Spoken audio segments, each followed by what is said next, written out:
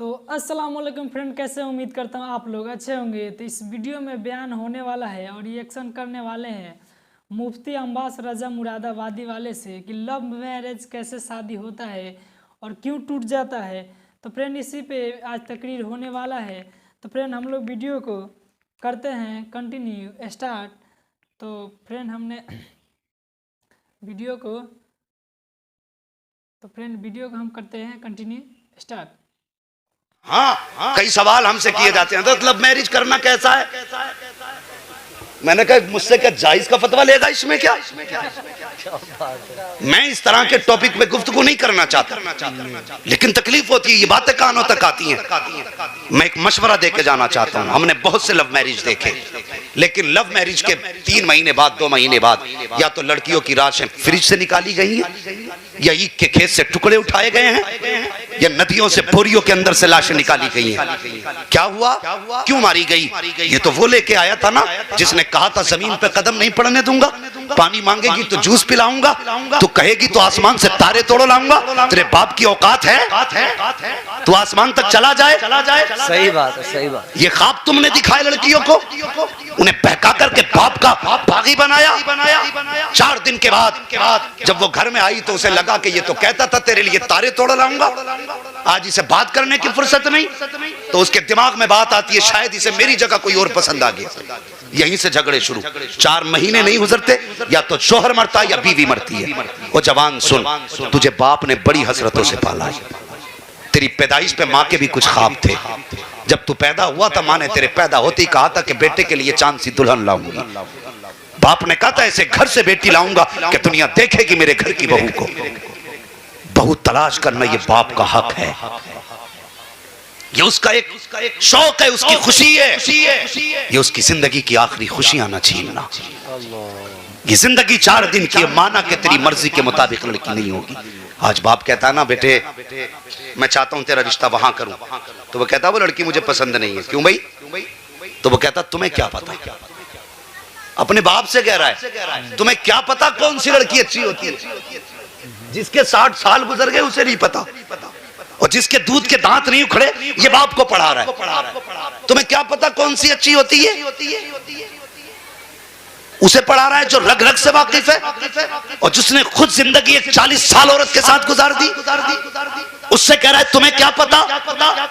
खुदा के वास्ते ये हक बाप का बाप को दो, ये खुशी बाप की बाप को दे दो, ये प्यार प्यार माँ का माँ को दे दो। तुम नहीं जानते हो, मैं जानता हूं कि अगर माँ बाप ने जरा सी सामने लड़की देख ली तो जिंदगी के 50 साल 60 साल 70 साल 100 साल 150 साल कितना जी लोगे, इससे ज्यादा नहीं जी सकते हो। अल्लाह अकबर, 150 साल आज के दौर में हद होती जा रही है, वरना आमतौर पर 60-70 में मौतें हो रही है। एक लड़की के साथ तुम्हें 40 साल गुजारने हैं। अगर उन 40 साल को तुम बाप की रजामंदी के मुताबिक गर्दन झुका के गुजार लो और कह दो अब्बा जिसमें तेरी मर्जी है उसमें मेरी मर्जी है, बाप की रजा में राजी हो जा। खुदा की कसम मसीयत आवाज देती है आज तूने बाप की रजा का ख्याल रखा है, मर के देख कब्र में बाद में आएगा तेरे लिए 70 हूरों का इंतजाम मैं पहले कर डालूं। सुभान अल्लाह, सुभान अल्लाह। बहुत अच्छा, बहुत अच्छा पैगाम। जिंदाबाद, जिंदाबाद। जब रिश्तों की बात आए लव मैरिज की तरफ ना जा, वरना बोरी में मिलेगा। क्या बात है, बोरी में हाँ, या फ्रिज में मिलेगी। खुदारा ये बदतमीजियां खत्म करो, घर के अंदर हया लागू करो। और जानते हो ये मुंह काले कौन करते हैं? जिन पे हम सबसे ज्यादा विश्वास करते हैं। ये वो बात बता के जा रहा हूं जो तुम्हें 15 साल स्कूल नहीं बताएगा, 15 साल पढ़ने के बाद स्कूल नहीं बताएगा। ये आला हज़रत का नौकर बता के जा रहा है। सुभान अल्लाह। सबसे ज्यादा मुंह काला करने वाले वो लोग होते हैं जिन पे तुम एतमाद करते हो। सबसे ज्यादा भाई ये कौन है अजनबी तेरे घर में आ गया? कोई नहीं, सगे बेटे की तरह लगता है। सगे बेटे की तरह? बड़ा दिमाग लगाया भाई तूने कि नहीं बेटियों को बहन कहता है, बहन कहता बेटियों को। पता चला कल यही मुंह काला करके चला गया। देखो ना कितनी हम लोगों के दरमियान बेरहरवी है। गौर करें, मैं बात करने लगा हूं, कड़वी बातें हैं। आज होता क्या है ना, मोटरसाइकिल पे देखो बैठा दी, किसके साथ गई है बेटी? कुछ नहीं, भाई लगता है। भाई लगता है।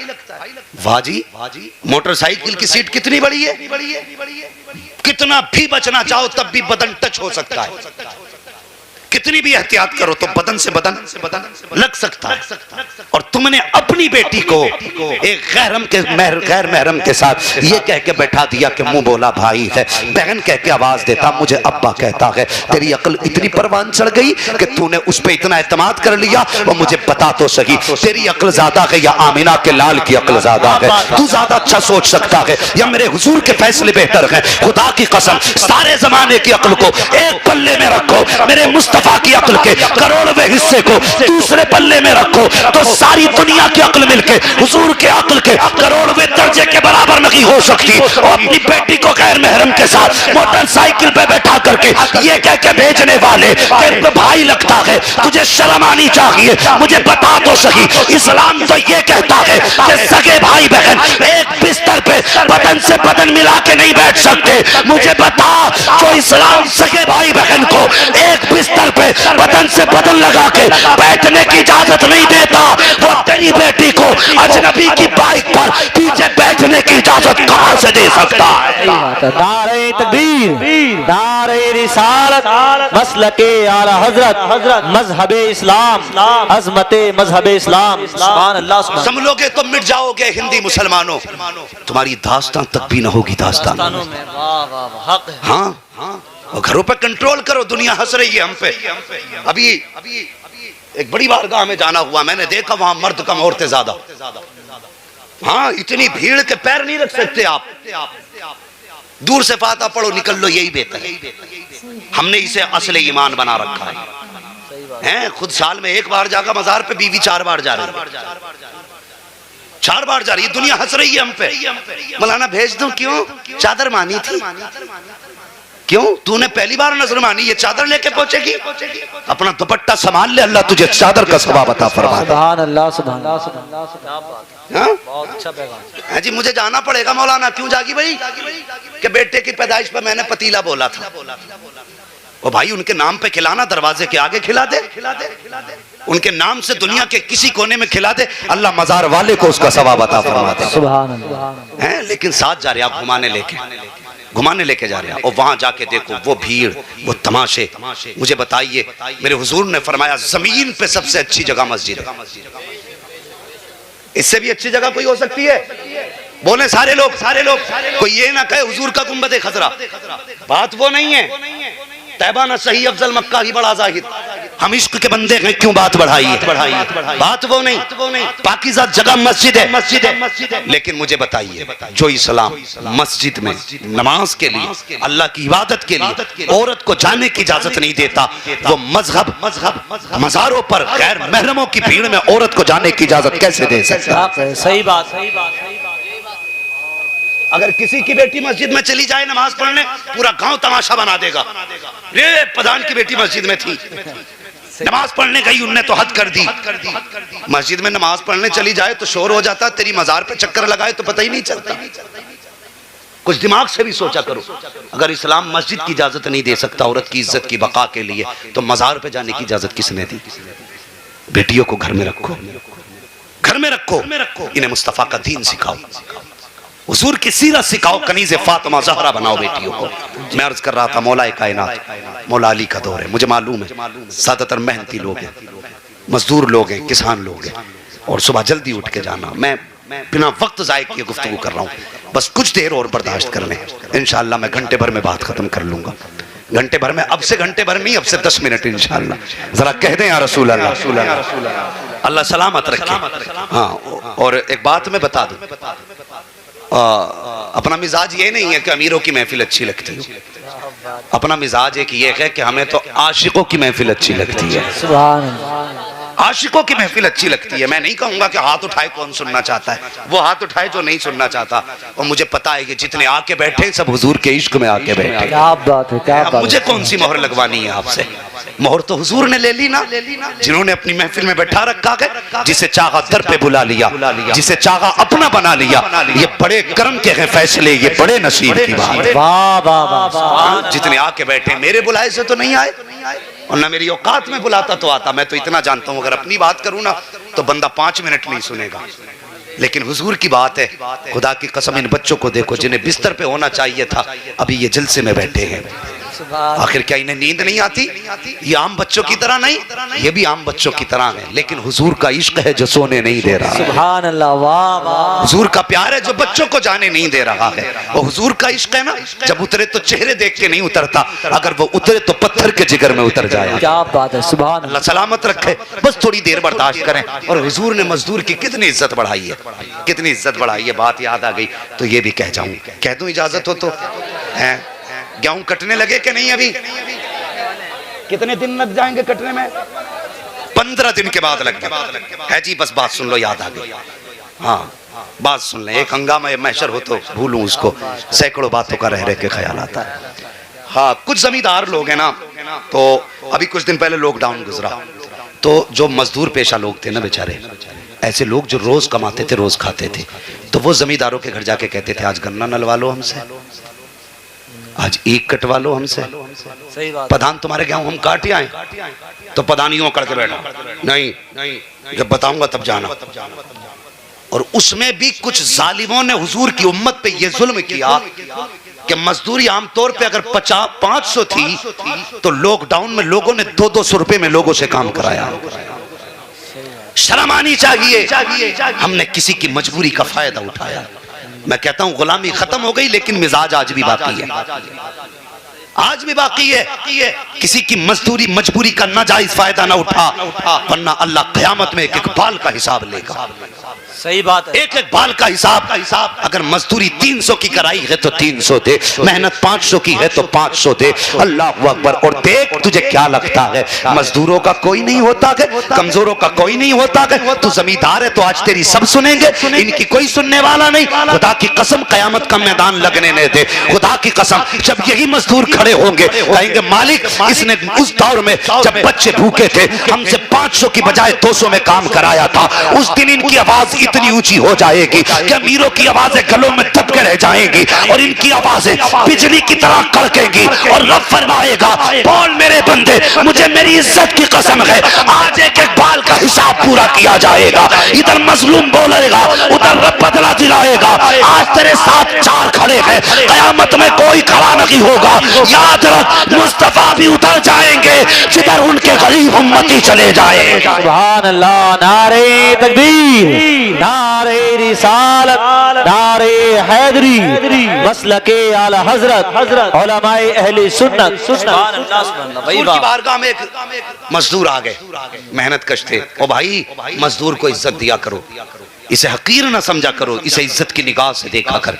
ये नौकर नहीं है, इसे गुलाम की निगाह से न देख। अल्लाह अकबर। जानते हुजूर की बारगाह में एक आ गए, चाबी हाथ पीछे थे। तवज्जो है ना सारे लोगों की? बात समझ रहे हैं ना? मुझे देखते भी रहे और सुनते भी रहे ताकि कुछ देखने में समझ में आए और कुछ सुनने में समझ में आए। बात याद हो जानी चाहिए। ये पसीना निकल रहा है ना, इसका कोई ना कोई सिला मिलना चाहिए, कोई ना कोई सिला मिलना चाहिए। और सिला यही होगा कि हुजूर तेरी मेरी हाजिरी कबूल कर लें। बस सुने मेरी बात। आए ना तो हुजूर की बारगाह में सलाम किया और हाथ पीछे करके खड़े हो गए। मेरे हुजूर ने फरमाया मुसाफा नहीं करोगे? आंख में आंसू आ गए, रो के कहने लगे या रसूल अल्लाह मजदूर हूं ना, हाथ से ना मैं कुदाल चला के आया हूं, मेरे हाथ में ठेठे पड़ी हैं, आपके गुलाब जैसे हाथ, मेरे पत्थर जैसे हाथ। हुजूर डर है आपके हाथ में हाथ दूं कहीं आपके हाथों को तकलीफ ना हो जाए। मेरे हुजूर ने फरमाया जरा हाथ आगे तो कर। मजदूर थे ना, उन्होंने हाथ यूं आगे कर दिए। हुजूर ने उनके हाथों की ठेठे देखी, आंख में आंसू आ गए। फरमाने लगे मेरा जी चाहता है कि तेरे हाथों को चूम लूं। मजदूर को हकीर न समझना, इसे जलील मत समझना, इसे नीचा मत समझना। हुजूर कहते मेरा जी चाहता है तेरे हाथों को चूम लूं। अल्लाह अकबर। गुलाम की चीख निकल गई। मेरे हुजूर ने दोनों हाथ अपने हाथों में थामे और कयामत तक आने वाले मजदूरों को ये पैगाम मोहब्बत हुजूर ने दिया था। फरमाते हैं अल कासिम हबीबुल्लाह, ओ लोगों जो मजदूरी करते हैं उन्हें हकीर न समझना, बल्कि आका ने फरमाया अल कासिम हबीबुल्लाह, जो मेहनत करके खाते हैं वो खुदा के महबूब हुआ करते हैं। सुभान अल्लाह, सुभान अल्लाह। वाह वाह वाह, बहुत अच्छी। और आ रहा गेहूं कटाई का दौर, गेहूं कटाई का दौर आ रहा है। जमींदार सुने मेरी बात, हाथ नहीं उठवाऊंगा किसकी कितनी जमीन है, बस सुन ले मेरी बात, अंदाज़े बयां मेरा बहुत शौक नहीं है, शायद के उतर जाए तेरे दिल में मेरी बात। रमजान वो गेहूं कटाई का महीना आ रहा है, तो जब मजदूरी करने कोई जाए ना तेरे खेत में, तो ये मत कहना यार तेरी 4 ही तो पूली हैं, या 200 रुपए तो हैं, तू मांगने क्यों चला आया? 200 रुपये के लिए तूने मेरी बेइज्जती कर दी। ये कह के उसे ताना मत देना, तुम किसी के घर का हाल नहीं जानते। हक ओ भाई, अगर घर के फाके ना होते ये तेरे खेत में मजदूरी करने नहीं आता। सही बात। अगर मजबूरी इसके कदमों से लिपटी ना होती तो ये तेरे दरवाजे पे खड़े होकर के पसीने के कतरे यूं ना डालता, ये भी पंखे के नीचे लेटा होता। कोई मजबूरी है जिसने लाके तपते धूप के नीचे बैठाया है, कोई तो इसकी मजबूरी रखी होगी जिसने इसे जंगल में लाके डाल दिया है। और उसे 200 का ताना देकर के टाल मत देना। ये भी सोचना कोई ऐसा भी घर होता है जिस घर के बच्चे इस उम्मीद पे बैठे रहते हैं शाम को अब्बा आएंगे तो खाना पेट भर के खाएंगे, और तूने अपनी बेइज्जती समझ के उसे ताना दे दिया। 200 रुपए मांगने चला आया और तेरे एक ताने ने तेरी इज्जत तो बचा ली, लेकिन जरा मुझे बता ये बाप खाली हाथ बच्चों के सामने कैसे जाएगा? कैसे जाएगा? हुजूर फरमाते हैं मजदूर की मजदूरी पसीना सूखने से पहले दे दो। इसलिए कि हुजूर हर दस्तरखान का हाल जानते हैं, हर घर का हाल जानते हैं। आला हजरत कहते हैं और कोई गैब क्या तुमसे निहा हो भला, जबना खुदा की छुपा तुम पे करोड़ों दुरूद, जबना खुदा की छुपा तुम पे करोड़ों दुरूद। एक बात ये हो गई, और जल्दी जल्दी से एक बात और बता दूं भाई, सैफ रजा साहब की ट्रेन भी है और बस वक्त होने लगा। मेरी एक बात और सुन लें, रमजान का महीना आ रहा है। तो फ्रेंड वीडियो कैसा लगा यार? वीडियो अच्छा लगे तो लाइक कर दीजिए, अभी तक हमारे चैनल पे नए हैं यार तो चैनल को सब्सक्राइब करके ऑल पे क्लिक कर दीजिए, और फ्रेंड मुझे सपोर्ट कीजिए। तो फ्रेंड मिलते हैं नेक्स्ट वीडियो में।